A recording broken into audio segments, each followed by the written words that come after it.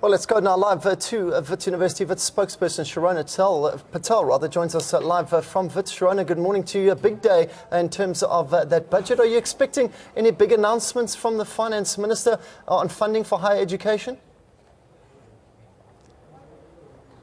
Good morning. Well, we certainly hope so. We hope that there will be some concessions given for students and for higher education in general. So at this stage, we are holding thumbs, but we don't know what the minister will say today. Shirona, just taking you back to last night into this morning, what are your reactions to the arson that took place at Wits University? Do you think perhaps the students are trying to mimic what happened at CPUT and UCT in the early hours of yesterday? So I can't speak for the students. What I can say, though, is that I believe that it was a criminal act. It's an act of arson.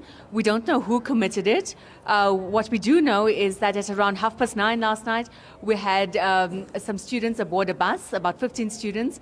The bus was traveling from Estlin Street in Hillbrow on its way to Parktown, to our campuses there. While the bus was traveling, some of the students smelt petrol and alerted the bus driver. When this happened, the bus driver then stopped the bus. The students got out.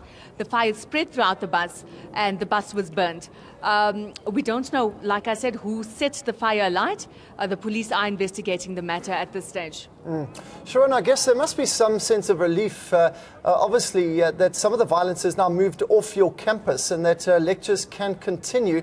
Are you confident now, and I'll ask you this question every time, that the academic year can be completed and that you're looking at processes next year for intake and graduation? Yes, so we are committed to completing this academic year. We've got 3 days left. That's Wednesday to Friday. We then break for a short study break till the 3rd of November, and we run with exams from the 3rd to the 30th. And we're confident that we can get through the academic year as well as through the examination period. We have had disruptions. We have had some tests disrupted, lectures in recent weeks, but we believe that we'll keep going, we'll finish the year, and we'll complete exams. If we don't, as I said, the consequences are catastrophic, particularly for the most vulnerable in our society, particularly for the labour market, as well as for the first years who need to come onto campus next year. I think from Wits' side, we condemn all forms of violence, and like we say, whether it's by the police, whether it's by security, or whether it is by students themselves. In this case, in the case of arson or criminal acts, we believe that the perpetrators should be brought to book, and that the police should investigate the matter and bring those responsible to account as soon as possible. Now, Shirona, just going back to some negotiations that actually broke down. You mentioned that management has tried severally to reach out to the Fees Must Fall leadership, and oftentimes they actually don't respond to you. We actually saw them chasing out the Vice-Chancellor from a chapel recently. Has there been any positive improvements between the management and Fees Must Fall negotiation processes?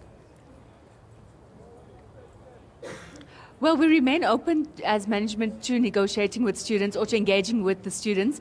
We remain open to talking to the mediators and to anyone else who would like to intervene in the process. I think from our side, we remain open to engagement despite everything that's happened to date. We've tried several times, up to 5 times formally and informally, to try to engage with students to no avail. I think from our side, we say the only way in which this is going to be resolved is through negotiations, through mediation, through engagement with the right people around the table.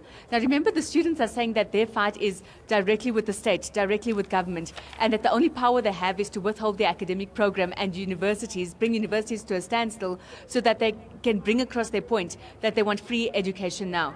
Now, Wits University and Wits University's management, council and senate has committed to access to free quality higher education that's decolonized. So I think we're 90% there on the same page as with the students.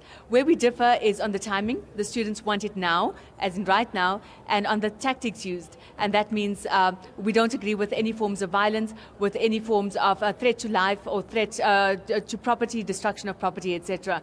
We also don't believe that we should compromise the 2016 academic year. So I think that's where the differences are. But if you had to look at principally where we lie, we are along the same axis. In terms, Shirona, of the fees for next year, TUT announcing yesterday that they will have no fee increases. What is Wits' stance now on the fees for next year?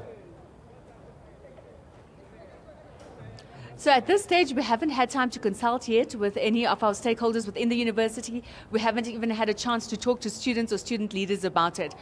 These processes will continue once the exams are underway, and consultations will take place with the relevant constituencies. It is only expected that the discussions will take place or be announced in December this year when Council next meets. I guess you're running out of time. I mean, we're pretty much towards the end of the year. I mean, when are Council going to meet? I mean, a decision surely must be being made already, no doubt. No, so the decision has not been made. As I said, we still have to consult with our constituencies. Given the events of the last few weeks, we haven't been able to do so. That consultation process still has to take place, and Council will only meet on the 2nd of December. It's on that day where the fees discussions will happen for next year. Great. Shirona, thanks very much. That's where we'll leave it now. Shirona Patel, live from Wits, just joining us on the line with regards to also those arson attacks that happened. These were some of the pictures that transpired from Braamfontein last night. As you can see there, a police vehicle burnt, as well as a rear via bus literally burnt to a shell.